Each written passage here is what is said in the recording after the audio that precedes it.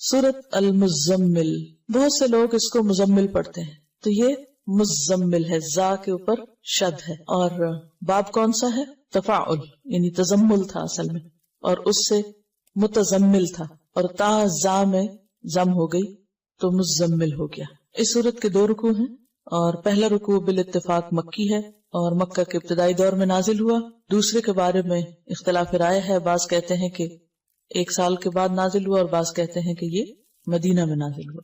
20 آیات ہیں، 285 کلمات ہیں، 838 حروف ہیں۔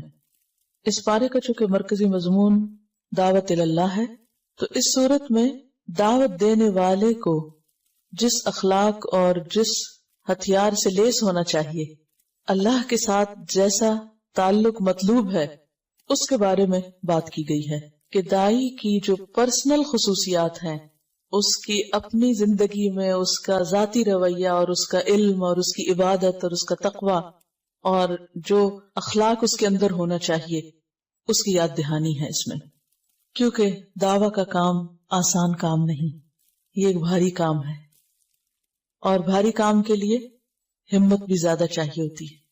جنوں کے اندر شاید ہم سے زیادہ طاقت ہے، اس لیے انہوں نے پہلی دفعہ ہی سن کر بھرپور کام شروع کر دیا، اور غلط خیالات پر بھی بھرپور تنقید، اور بھرپور طریقے سے میسج کنوے کر کے توحید کی بھرپور دعوت۔ اسی طرح انسان خواہ جسمانی طور پر کمزور ہی کیوں نہ ہو، لیکن اگر اس کا ایمان مضبوط ہے، وہ اندر سے مضبوط ہے، اس کا اللہ سے تعلق مضبوط ہے، تو پھر وہ بڑے بڑے جنوں سے نمٹنا جانتا ہے، جیسا کہ اس میں فرعون کا ذکر آئے گا، اور بالکل ابتدائی دور کی صورتوں میں سے ہے سورۃ المزمل۔ اب حیران ہو رہی تھی کہ شروع میں ہی اللہ سبحانہ وتعالیٰ نے فرعون کا ذکر کر دیا، کیونکہ نبی صلی اللہ علیہ وسلم کو مکہ میں ایسے ہی لوگوں سے واسطہ تھا، اور ہر ایک کے ایمان کے بقدر اس کا امتحان ہوتا ہے، امتحان بقدر ایمان، اور جتنا کسی کا ایمان مضبوط ہوگا اتنا ہی اس کا سخت امتحان ہوگا، اور جتنا اللہ سے تعلق مضبوط ہوگا اس میں کامیاب ہوگا۔ اور اس کامیابی کے لیے بے حد ضروری ہے کہ انسان کے اندر مضبوطی ہو، اور وہ مضبوطی آ نہیں سکتی جب تک انسان قرآن سے گہرا تعلق نہ رکھتا ہو، اور خاص طور پر رات کی نماز میں قرآن کی قرات کے ساتھ قیام کی عادت نہ ہو۔ یہ ایک ضروری خصوصیت اور ضروری شرط ہے جس کا ذکر یہاں ملے گا۔ یا ایھا المزمل، یا ایھا، یا کیا ہے؟ حرف ندا، اور ایھو کا معنی ہوتا ہے کون سا یا جون سا، جس، کس، یعنی ایھو کا لفظ ان معنوں میں استعمال ہوتا ہے، یا کیا، کون سا کیا، اور ہا جو ہے یہ حرف تنبیہ ہے، اور فصل کے لیے آتا ہے، فصل کا مطلب ہوتا ہے الگ کرنا۔ تو حرف ندا اور منادا کے بیچ میں جبکہ منادا معرف باللام ہو، یہ بات سمجھ آ رہی میری؟ منادا معرف باللام، معرف باللام کا کیا معنی؟ کہ ال کے ساتھ شروع ہو رہا ہو، تو ان کو باہم ملانے کے لیے درمیان میں آتا ہے ایھا۔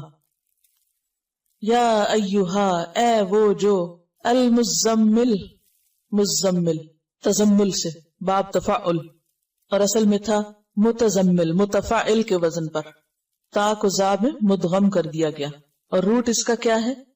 زا ما لا، زا میم لام۔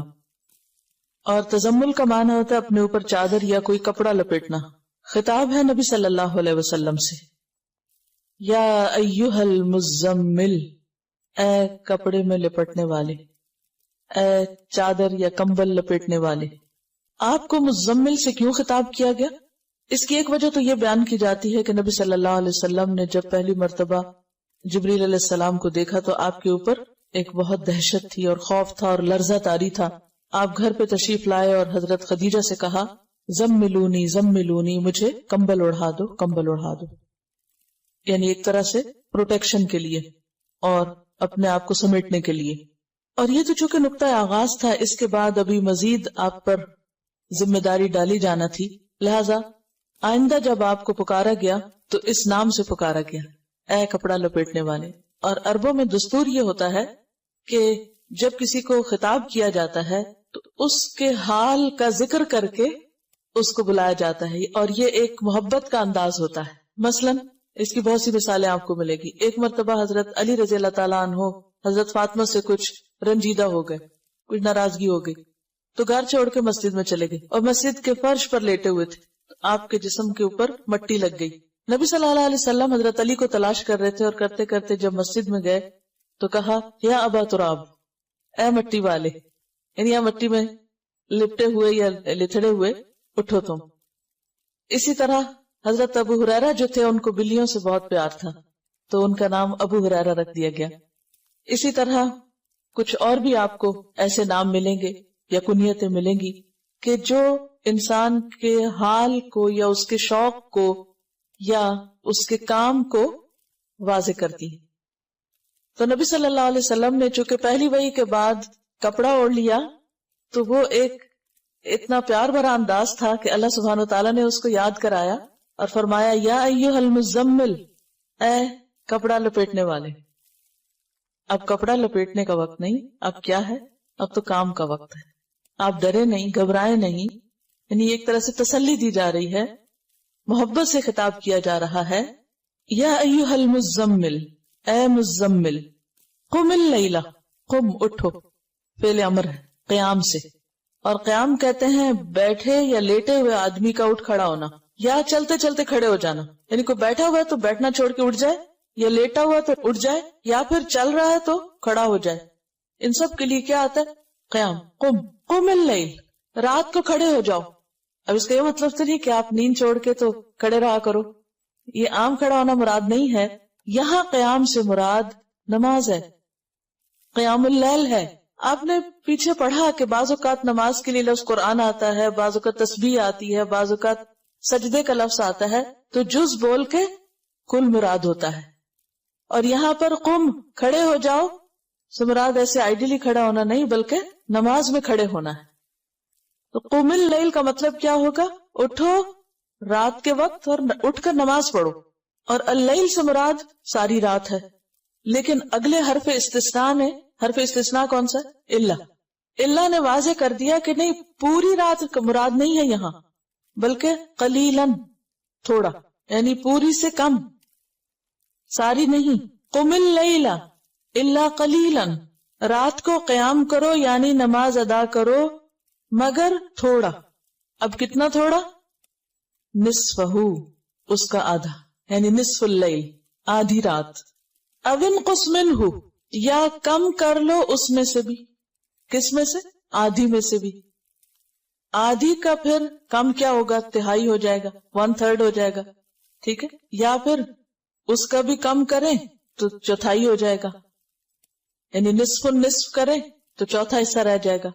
یعنی ایک کا آدھا کریں، ایک کے 2 حصے کریں تو کیا ہوگا؟ نصف کریں تو آدھا کہلائے گا، اور نصف کو نصف کر دے تو چوتھائی ہو جائے گا، کوارٹر ہو جائے گا. او انقص منہ قلیلاً، تھوڑا سا.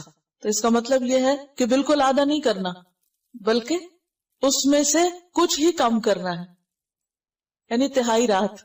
او زد علیہ، یا اس پر زیادہ کر لو، یعنی نصف پر. تو نصف یا آدھا جو ہے، ہاف جو ہے، وہ کیا ہے؟ سٹینڈرڈ. کبھی آدھے سے کم کر لو یا اس سے بھی تھوڑا کم، یا آدھے سے کچھ زیادہ بھی کر لو. تو ڈیپینڈ کرتا ہے کہ جیسے بھی حالات ہیں. اب اس دور میں گھڑیاں تو تھی نہیں، کوئی الارم کلاک نہیں تھے، موبائل نہیں تھے، کوئی اور